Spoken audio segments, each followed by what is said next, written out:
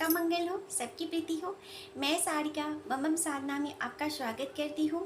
आज मैं बताऊँगी ऋषि पंचमी व्रत के बारे में। ऋषि पंचमी व्रत जो है आपको 20 सितंबर को है।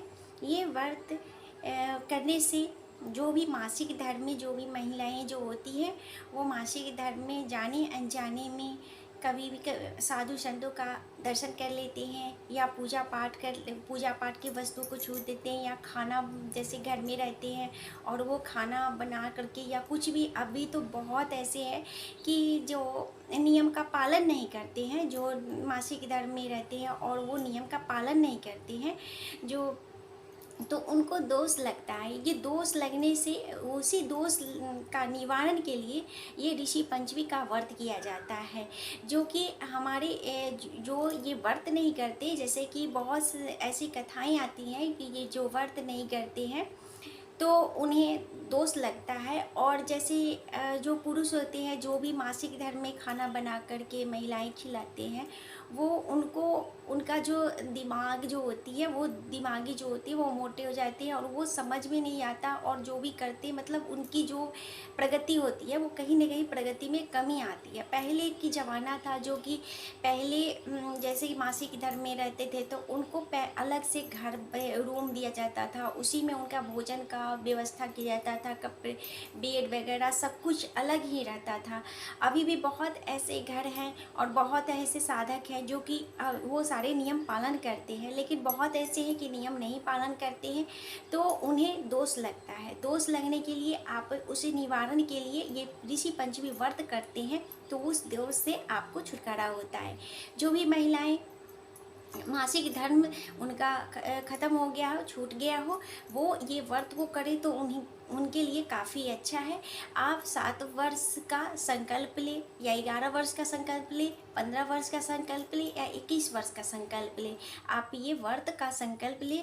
और ये व्रत करने से आपको जो भी मासिक धर्म में आप रहते हो और आप किसी को जाने अनजाने में जो भी आपने खिलाया या दर्शन किया या कुछ भी आपको दोष जो लगता है उस दोष से निवारण होता है। और जो भी पुरुष, जैसे कि पुरुष भी ये व्रत को करे, क्योंकि पुरुष को भी ये व्रत इसलिए करना चाहिए कि जो भी महिलाएं जाने अनजाने में उनको इस चीज जैसे मासिक धर्म में वो खिला देती हैं या उनको मासिक धर्म आ रहा है और उनके हाथों से वो भोजन कर लेती हैं तो उनको वो दोष लगता है, तो वो पुरुष भी करते हैं तो उनसे उनको वो दोष से निवारण होता है।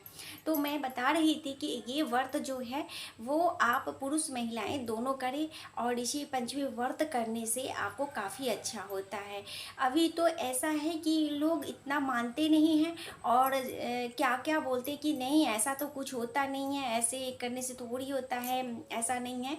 लेकिन इसमें है कि जैसे कि आप जैसे भगवान का दर्शन नहीं कर सकते, मासिक धर्म में भगवान का दर्शन नहीं कर सकते, किसी को भोजन नहीं करा सकते, किसी को स्पर्श नहीं कर सकते हो, या आप जैसे संत है या कुछ संत साधु संतों का दर्शन नहीं करते, ये दर्शन करने से आपको दोष लगता है। तो ये आप ध्यान रखें कि आप ये व्रत है ऋषि पंचमी व्रत का व्रत कर दे तो इससे आपको छुटकारा मिल सकती है। तो ऋषि पंचमी व्रत को रखने के लिए आप सुबह स्नान करके और सुबह जैसे ब्रह्म मुहूर्त में उठे स्नान आदि कर ले, उसके बाद व्रत का संकल्प ले और व्रत का संकल्प ले करके और आप ये व्रत को रखिए। ये व्रत का पूजन जो होता है वो दोपहर में होता है और ये व्रत का पूजन जब भी करे तो वो ऋषि पंचमी जैसे सप्त ऋषियों जी का इनका इसमें पूजा होता है। तो सप्त ऋषियों जी को पूजा करने के लिए 7 जैसे मिट्टी का पिंडी बनता है। जैसे कि आप देखोगे पिंडी जैसे घरों में या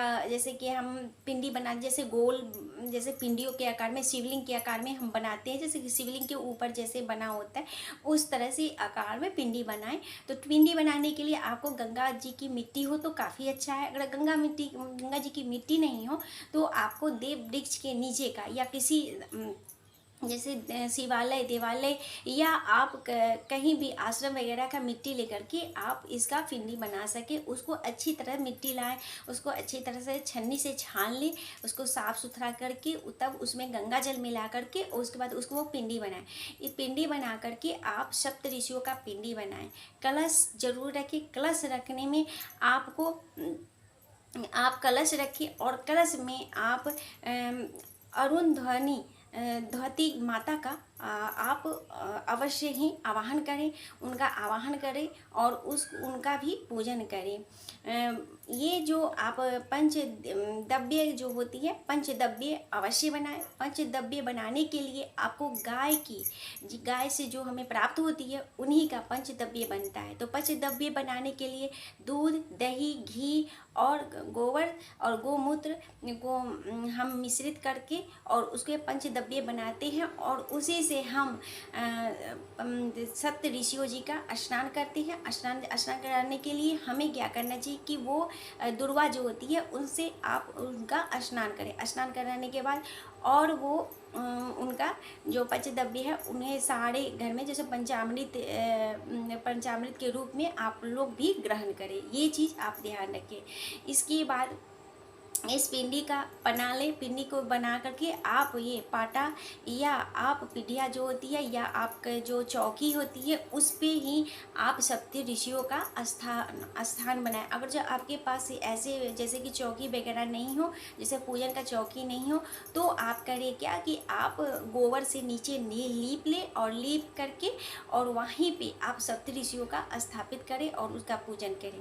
पूजन करने के लिए आपको चाहिए क्या कि आप उनका 7 जनेऊ, 7 फल, 7 मिठाई और आपको 7 नारियल जो जल वाला नारियल होता है वो आप उनको अर्पण करें। ये व्रत दोपहर में किया जाता है और व्रत जब भी ये पूजन करें तो सारे परिवार मिल करके करें। जाने अनजाने में या कुछ भी जो व्रत करते हैं तो वो तो व्रत कर ही रहे हैं, लेकिन जो आपके घर में जब पूजन हो तो आप सभी जो आपके घर में जो भी हो तो वो इस पूजन में सभी भाग लें। इससे भाग लेने से जाने अनजाने में जैसे झूठ साज कुछ भी आप कर रहे हो, दोष लगाओ, ये सारे दोष से आपको निवारण होता है। खाने में खाने जैसे हम खाना इसमें अगर आप क्या कर रहे हैं, जैसे भोजन करके जैसे आरती अवश्य करें इसमें। उसकी बात है कि आप ये जो पंच ऋषि का जो व्रत का कथा है, आप ये व्रत कथा अवश्य कहें और कथा कहने के बाद आप आरती करें और प्रसाद अवश्य बांटें और उसके बाद है व्रत कथा सभी को सुनाएं और सभी को ये बताएं और ये सुनना चाहिए। बहुत ही अच्छा कथा है, इसमें बहुत अच्छी कथाएं हैं, बहुत अच्छी कथाएं हैं, तब तो आपको पता चलेगा कि इस व्रत का महत्व क्या है। तो ये आप ध्यान रखिए कि व्रत आप कर रहे हो तो आप जितने हो जो भी सुने कि हाँ उनके यहाँ व्रत है या आप आस पड़ोस के भी हो तो आप व्रत अवश्य रखें। फिर आपको मैं बता रही हूँ कि खाने पीने में जैसे खाने पीना है तो उसमें क्या करें। जैसे एक बार ही इसमें भोजन किया जाता है तो आप जैसे कि चावल को बनाएं और वो जो भात जो होता है वो भात बना करके उसमें थोड़ी सी आप घी वगैरह जैसे दूध गाय से जो प्राप्त होती है वो चीज़ें से ही आप जैसे दही चावल खा सकते हैं, घी चावल खा सकते हैं और इसमें आप नमक का इस्तेमाल ना करें, नमक ना खाएं, ये भी ध्यान रखें। खाने से पहले आप गाय के लिए अवश्य निकालें। ऐसे तो सारे जो भी साधक हैं या जो भी पूजा पाठ करते हो वो गाय को जैसे कि आप फलाहार वगैरह करते हो या पूजन पाठ करते हो तो सबसे पहले आप गाय के लिए निकालते हो या भोजन करते हो तो गाय के लिए निकालते हो। तो इसमें आप गाय के लिए अवश्य निकालें, इससे आपको अच्छा होगा। उसके बाद है मासिक धर्म में जो नियम नहीं कर पाते उनके लिए व्रत बहुत ही अच्छा है, ये व्रत अवश्य रखें। आप जो भी अरुंधवती माता जो है उनके लिए आप 16 श्रृंगार अवश्य इनको अर्पण करें। 16 जब भी पूजा उनका पूजन करें तो इनका आप आवाहन करें और उनका पूजन करें, कलश के रूप में उनका पूजन करें, उनको आवाहन करें और आप उन्हें 16 श्रृंगार अवश्य चढ़ाएं। जो पहली बार व्रत कर रहे हैं इस बार अवश्य व्रत कर सकते हैं, ऐसा नहीं कि वो व्रत नहीं कर सकते हैं। तो ये भी आप ध्यान रखें कि इस बार व्रत आप कर सकते, जो करना चाह रहे हो वो कर सकते हैं। और इसमें अपनी अपने जो भी आस पास में हैं उनके पास भी आप भोजन जैसे प्रसाद है तो आप प्रसाद आप वितरण अवश्य करें। और एक जैसे कि एक बार ही भोजन करें, और भोजन में ज़्यादा ये चीज़ें नहीं कि हाँ मतलब ये खा लिए चाहिए दिन भर, मतलब नहीं। आप एक बार ही भोजन करें, और शाम होने से पहले आप जल वगैरह जो भी हो आप ले सकते हैं, उसके बाद आप ना लें। उसके बाद है कि जो भी जाने अनजाने में आजकल तो ऐसे भी है कि झूठ या किसी का हम अच्छा देख लिए तो जलन भावना मन अंदर से आने लगा, या अंदर से कुछ भी है दूसरे का तो कोई ये ऐसा कैसा हो गया, ईर्ष्या या जलन या द्वेष या राग द्वेष जो भी रखते हैं वो भी ये बर्तन रखे। जाने अनजाने में बहुत सारे गुनाह होते हैं, तो इस गुनाह को ख़त्म करने के लिए, आप दोष को ख़त्म करने के लिए ये व्रत रखें तो आपके लिए काफ़ी होता है। ऐसा नहीं है कि ये व्रत सभी कर सकते हैं, पुरुष भी कर सकते हैं, महिलाएं भी कर सकते हैं, तो ये व्रत को अवश्य रखें। उसके बाद जो चाहते हैं कि ये व्रत का उद्यापन करना चाह रहे हैं तो पंडित जी को बुलाएं, उनसे ऐसे तो ये व्रत कर रहे हो तो ब्राह्मण को ही बुला करके आप पूजन कराएं तो आपके लिए काफ़ी अच्छा है। उसके बाद ये पूजन करें तो आप ब्राह्मण से पूजन कराए तो पूजन कराए ये खुले हुए, जैसे खुले हुए जगह पे आप जब भी ये व्रत कर रहे हो या पूजा कर रहे हो तो खुले हुए जगह में करो। अगर जब खुले हुए स्थान नहीं है आपके पास, जैसे कि बहुत सारे जैसे शहरों में है कि खुले स्थान नहीं मिल पाते हैं, तो आप करें क्या कि घर में जैसे कि जहाँ पे हो तो घर में भी आप ये व्रत कर सकते हो। उसके बाद है कि जो ब्राह्मण को बुलाएं तो उनको भोजन अवश्य कराएं, कपड़े उनके लिए इच्छा अनुसार आप उनको ऐसे उनको दान पुण्य करना चाहिए, और उन्हें जो भी पूजन का संकल्प लिए हो वो दे और उन्हें दान दक्षिणा दे। इससे आपका पूजन जो है पूर्ण होता है। और ऐसे ब्राह्मण को जो भी ब्राह्मण ने आपको पूजा कराए उनका दान दक्षिणा जो होता है अवश्य दे।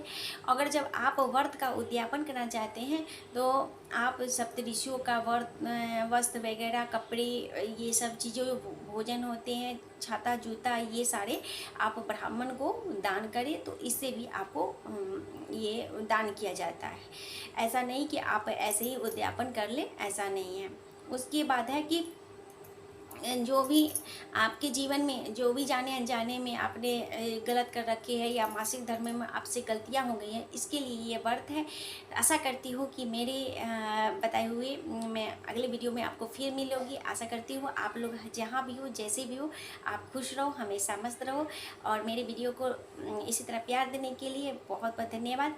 और मैं अगले वीडियो में आपको मिली हूँ, तब तक के लिए हरि ओम।